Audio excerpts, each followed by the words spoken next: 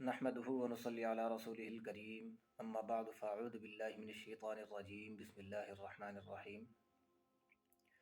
ہمارا آج کی حدیث کا سبق نمبر 2 شروع ہوا چاہتا ہے۔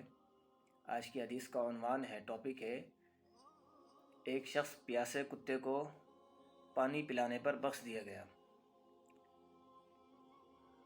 پہلے ہم عربی عبارت پڑھیں گے، اس کے بعد ہم اس کا ترجمہ کریں گے۔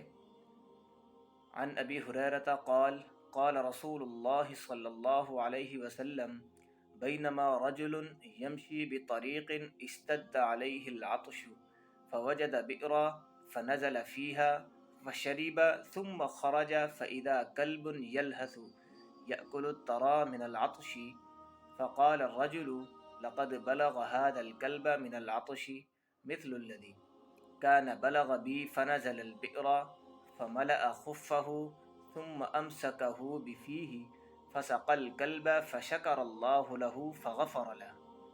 قالوا يا رسول الله وإن لنا في البهائم أجرا فقال نعم في كل ذات كبد رطبة أجر. رواہ البخاری و مسلم۔ بخاری اور مسلم شریف کی روایت ہے کہ حضرت ابو ہریرہ رضی اللہ تعالی عنہ اس کے راوی ہیں، وہ کہتے ہیں کہ رسول کریم صلی اللہ علیہ وسلم نے فرمایا کہ ایک آدمی چلا جا رہا تھا، اسے راستے میں پیاس لگی، چلتے چلتے اسے ایک کنواں ملا۔ اب اس کے پاس پانی پینے کا کوئی برتن بھی موجود نہ تھا، تو وہ اس کنویں میں اترا اور کنویں میں اتر کر پانی پیا، اور پھر پانی پی کر واپس جا ہی رہا تھا کہ راستے میں دیکھتا ہے کہ ایک کتا جس کی زبان باہر کو نکلی ہوئی ہے اور وہ پیاس کی شدت سے کیچڑ چاٹ رہا تھا، کیچڑ کھا رہا تھا۔ اس آدمی کو اس کتے پر ترس آیا اور یہ پھر واپس آیا، کنویں میں گیا اور اپنے چمڑے کے موزوں میں پانی بھرا اور اس کو اپنے منہ سے پکڑ کر پھر باہر واپس آیا اور اس کتے کے سامنے رکھ دیا اور اس پیاسے کتے کو پانی پلایا۔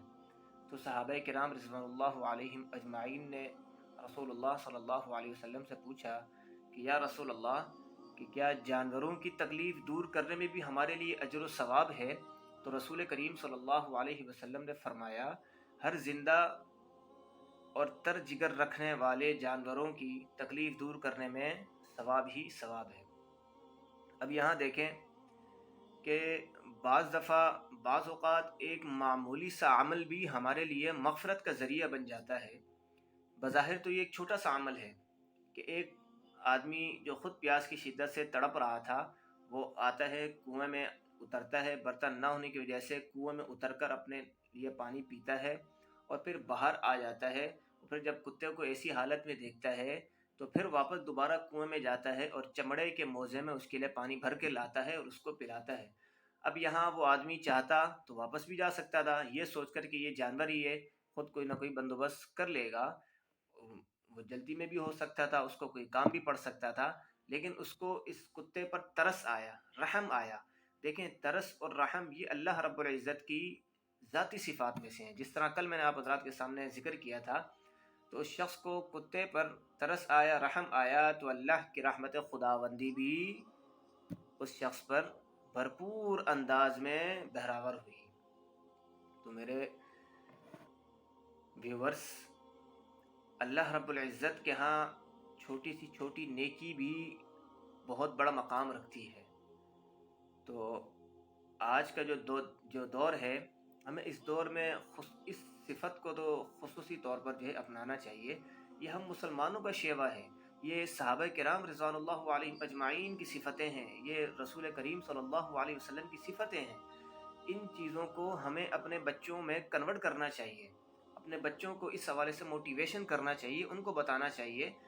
وہ بزرگ مثال دیتے نا کہ جو پودا ہوتا ہے اس کو بچپنے ہی میں جس طرف اس کا رخ کر دیا جاتا ہے تو وہ بڑا بھی اسی رخ میں ہی ہوتا ہے، لیکن اگر اس کا رخ آپ نے بچپن میں ٹھیک نہیں کیا اور وہ ٹیڑھا پیدا ہو گیا یا اس طرف پیدا ہو گیا، تو پھر وہ جوانی میں جب یا وہ درخت بڑا ہو جائے گا تو پھر اس کو ہم سیدھا نہیں کر سکتے، سیدھا کریں گے تو ٹوٹ جائے گا۔ تو بچوں کی بھی بالخصوص یہی عمر ہوتی ہے، ان کو اس طرح کی چیزوں میں موٹیویٹ کیا جائے، ان کو بتایا جائے کہ بھائی اس معاشرے میں ہم نے کیسے رہنا ہے، کس طرح رہنا ہے۔ بالخصوص ہم خود بھی ان چیزوں کو پڑھا کریں، رسول کریم صلی اللہ علیہ وسلم کی چیزوں کو، احادیثوں کو، ارشادات کو سنا کریں، پڑھا کریں، تاکہ ہمیں بھی عمل کی توفیق ہو۔ جزاک اللہ، اللہ پاک ہم سب کو عمل کی توفیق عطا فرمائے۔ وآخر دعوانا ان الحمد للہ رب العالمین۔